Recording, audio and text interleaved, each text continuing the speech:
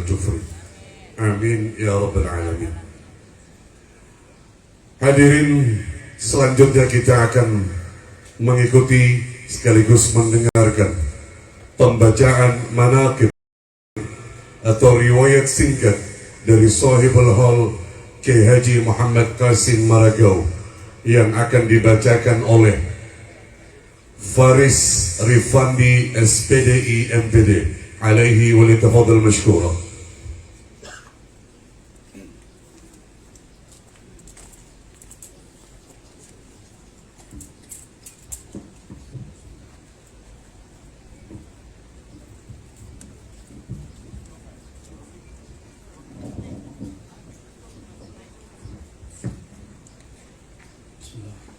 Assalamualaikum warahmatullahi wabarakatuh.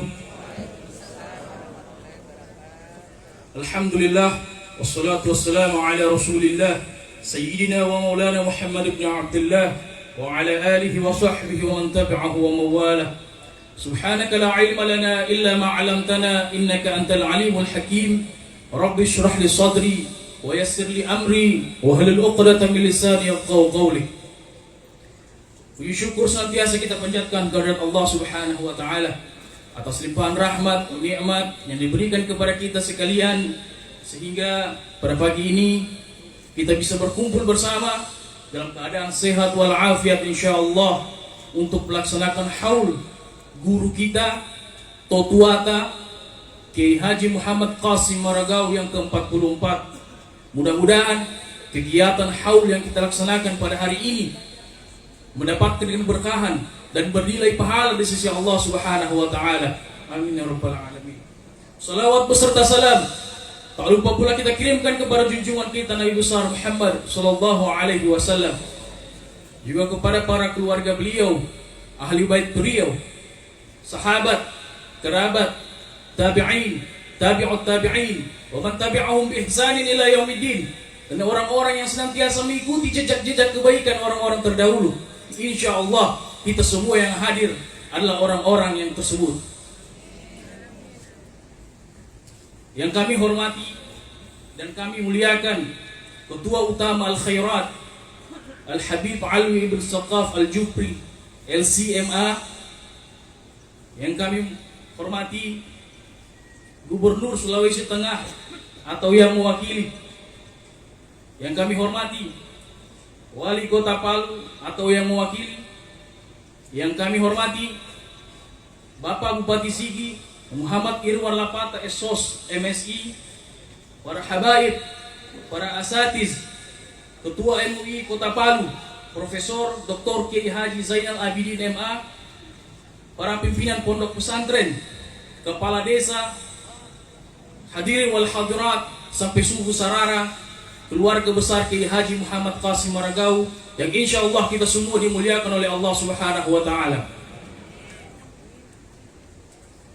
Berikut akan kami bacakan sekelumit riwayat atau riwayat singkat dari Kiai Haji Muhammad Qasim Maragau dan kebersamaannya bersama Habib Idrus bin Salim Al-Jufri dalam pengembangan pendidikan Al-Khairat di Palu, Sulawesi Tengah, serta karir beliau dalam lingkungan pemerintahan. Muhammad Qasim Maragau lahir pada 2 Desember 1918 di Kota Palu, Sulawesi Tengah. Ayah beliau bernama Maragau, berasal dari Bone, Sulawesi Selatan, yang berprofesi sebagai seorang saudagar atau pedagang yang sering berpindah-pindah dari daerah yang satu ke daerah yang lain. Ibundanya bernama Judah, seorang perempuan yang berasal dari Lembah Palu. Muhammad Qasim Maragau adalah anak satu-satunya dari pasangan suami istri tersebut. Sejak kecil, beliau sudah ditinggalkan oleh ibunda tercinta menghadap keharibaan ilahi. Ibundanya meninggal pada saat beliau masih berumur 9 tahun. Beliau kemudian diasuh oleh nenek yang begitu menyayanginya, yang bernama Dato Sola. Karena sang ayah harus melanjutkan perjalanannya sebagai seorang saudagar. Dalam perjalanan perdagangannya, ayah beliau kemudian menikah kembali, tepatnya di daerah Wani, dan memiliki 4 keturunan. Lalu kemudian beliau hijrah ke Tada dan di sanalah juga berkembang marga Maragao. Tepat tahun 1929 Masehi, pada saat Habib Idrus bin Salim Al-Jufri, seorang ulama karismatik asal Hadramaut, telah masuk ke Lembah Palu untuk kepentingan syiar Islam, Muhammad Qasim Maragao yang pada saat itu masih berumur kurang lebih 10 tahun, oleh neneknya kemudian dititipkan untuk belajar dan menimba ilmu agama sekaligus mengabdi pada Habib Idrus bin Salim Al-Jufri yang kemudian pada tahun 1930 mendirikan perguruan Islam yang bernama Al-Khairat. Muhammad Qasim Maragao kemudian dibimbing dan ditempa karakternya oleh Habib Idrus bin Salim Al-Jufri. Beliau menjadi alumni pertama Al-Khairat bersama dengan Sayyid Abdurrahman Al-Jufri pada tahun 1934. Di tahun yang sama, dengan berbekal ilmu agama yang baik, diantaranya hafiz Quran, kitab kuning, serta kemampuan yang menyampaikan khutbah dan ceramah, pada usia yang kurang lebih 15 tahun, Habib Idrus bin Salim Al-Jufri mengutus beliau untuk berdakwah sekaligus menyebarkan Al-Khairat di kota Manado dan sekitarnya. Setelah 2 tahun diutus untuk berdakwah di Manado, tepatnya pada tahun 1936, beliau kembali ke Lembah Palu untuk melaksanakan dakwah selanjutnya dan mendirikan perguruan Al-Khairat di beberapa wilayah pantai timur Sulawesi Tengah, di antaranya Parigi, Ampibabo, Tinombo, sampai ke wilayah Ampana. Setahun kemudian, pada tahun 1937, Habib Idrus bin Salim Al-Jufri melakukan perjalanan dakwah sekaligus ingin melihat sang murid Muhammad Qasim Maragao yang melaksanakan tugasnya, serta bertujuan menjemput beliau pulang ke kota Palu. Habib Idrus bin Salim Al-Jufri datang dengan murid-muridnya yang lain. Mereka kemudian ditugaskan untuk menggantikan Muhammad Qasim Maragao melaksanakan tugas dakwah dan pendidikan di daerah yang sudah dibuka tersebut.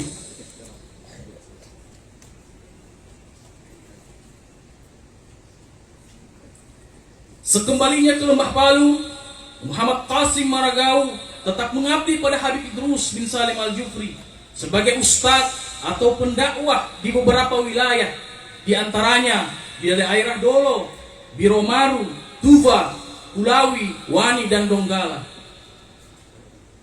Setelah kurang lebih 9 tahun berdakwah di wilayah-wilayah tersebut, pada tahun 1946, setahun setelah kemerdekaan Indonesia, pemerintah saat itu meminta Habib Idrus bin Salim Al-Jufri menunjuk muridnya menjadi perwakilan agama di pemerintahan.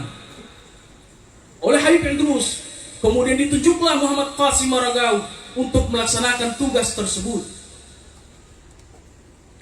Lalu kemudian pemerintah memberi tugas pertama untuk ke Sulawesi Utara, tepatnya kota Mubago.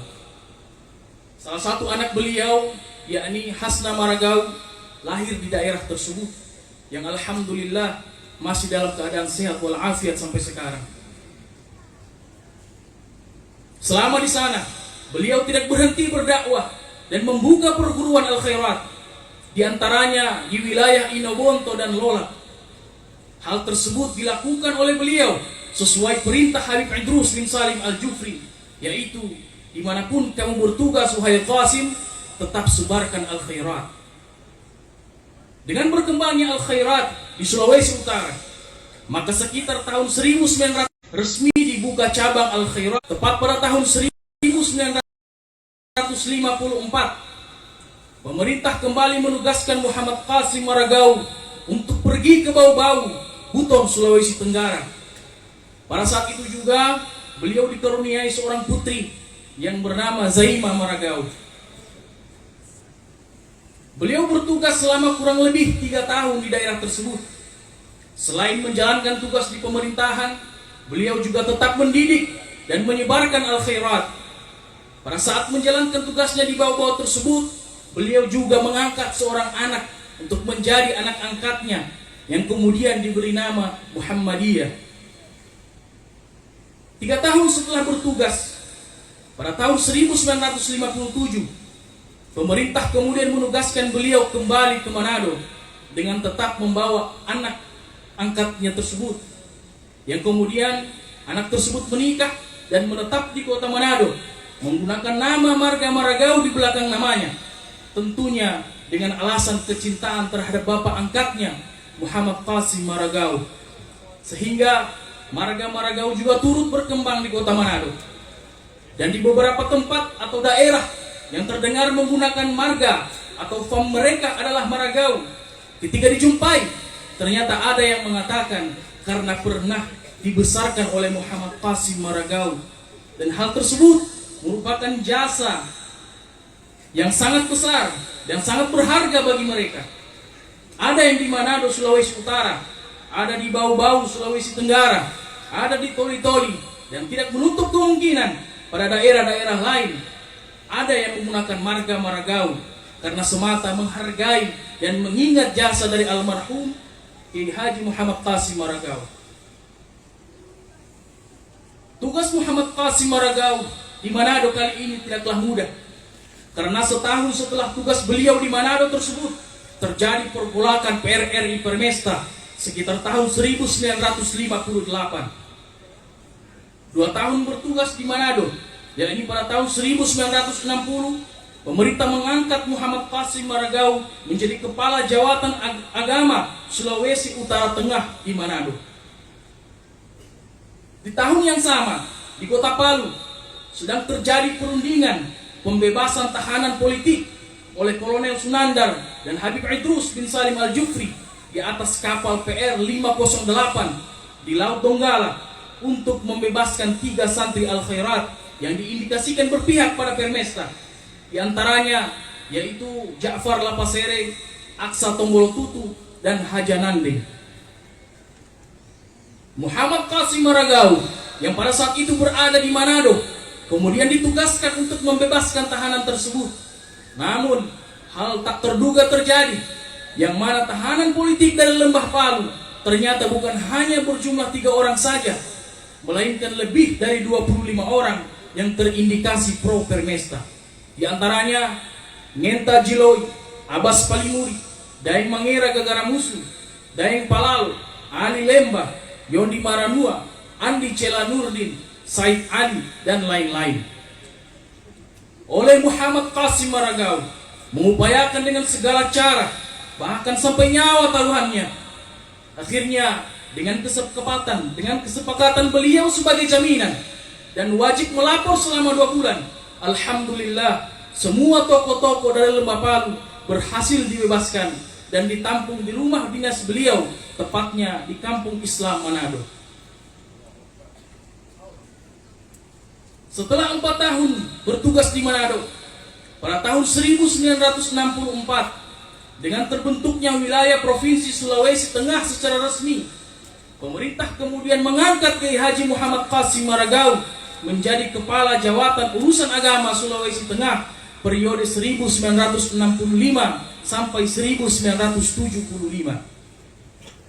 Di Lembah Palu, selain bertugas sehari-hari sebagai Kepala Jawatan Agama, beliau juga tetap berdakwah di pelosok-pelosok Lembah Palu dan berhasil mengislamkan beberapa dusun, di antaranya Limbah Totosi yang berada di atas Lembah Palu.